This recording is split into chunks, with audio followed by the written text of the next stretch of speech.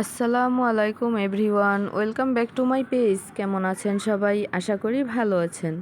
আলহামদুলিল্লাহ, আমরাও খুব ভালো আছি।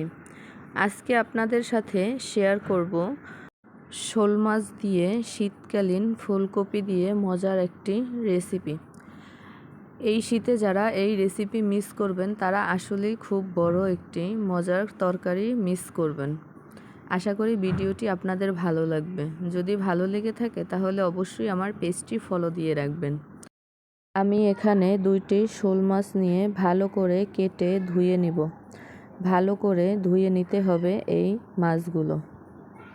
যেহেতু এগুলো দেশি মাছ, তাই এগুলো থেকে একটু বেশি গন্ধ হয়, তাই এগুলো ভালো করে ধুয়ে নিতে হবে। আমি এখানে হালকা গরম পানিতে কিছু ভিনেগার দিয়ে তারপরে ভালো করে ধুয়ে নিব মাছগুলো। এরপরে আমি 5 থেকে 6 পিস মাছ নিয়ে হলুদ এবং লবণ মেখে সাইডে রেখে দিয়ে একটি পাতিলে দিয়ে দিব পরিমাণ মতো তেল। তেল গরম হয়ে আসলে দিয়ে দিব পরিমাণ মতো পেঁয়াজ কুচি। এরপরে দিয়ে দিব কাঁচামরিচ মাঝখান থেকে কেটে। এরপরে কিছু সময় ভেজে নিয়ে দিয়ে দিব আদা রসুন বাটা। আদা রসুন বাটা পেঁয়াজের সাথে অল্প সময় ভেজে নিয়ে দিয়ে দিব পরিমাণ মতো পানি। এখানে মশলা কষানোর জন্য পানি দিয়ে দিয়েছি। এরপরে দিব সামান্য পরিমাণে মরিচের গুঁড়া, পরিমাণ মতো হলুদের গুঁড়া, ধনিয়ার গুঁড়া, জিরার গুঁড়া এবং পরিমাণ মতো লবণ। এরপরে মশলা নেড়েচেড়ে ঢাকনা দিয়ে কিছুক্ষণ সময় কষিয়ে নেব। যখন উপরে তেল উঠে আসবে তখন দিয়ে দিব আগে থেকেই মেখে রাখা শোল মাছের পিসগুলো। এরপরে ঢাকনা দিয়ে কিছুক্ষণ কষিয়ে সামান্য পরিমাণ পানি দিয়ে ভালো করে কষিয়ে মাছগুলো উঠিয়ে রেখে দিব। কারণ এগুলো যদি সবজির সাথে রান্না করি তাহলে মাছগুলো ভেঙে যাবে, তাই মাছগুলো একটি পাতিলে উঠিয়ে রেখে দিব। এরপরে এই মশলার ভিতরে দিয়ে দিব আগে থেকেই কেটে রাখা আলু। এরপরে পানি দিয়ে ঢাকনা দিয়ে আলু সিদ্ধ হওয়া পর্যন্ত অপেক্ষা করব।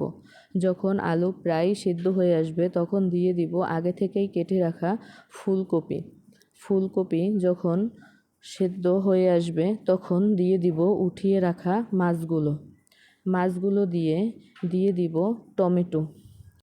টমেটো দিলে এই তরকারির স্বাদ দ্বিগুণ হয়ে যায়, এই জন্য তরকারিতে টমেটো দেওয়ার চেষ্টা করবেন। এরপরে ঢাকনা দিয়ে রান্না করে নিব যতক্ষণ না সব কিছু ভালো করে সিদ্ধ হয়ে আসে। যখন ভালো করে সিদ্ধ হয়ে আসবে তখন উপর থেকে একটু বেশি করে ধনিয়া পাতার কুচি দিয়ে ঢাকনা দিয়ে আবার ভালো করে রান্না করে নেব, যাতে ধনিয়া পাতা সিদ্ধ হয়ে এর ঘ্রাণটা তরকারির ভেতরে চলে যায়।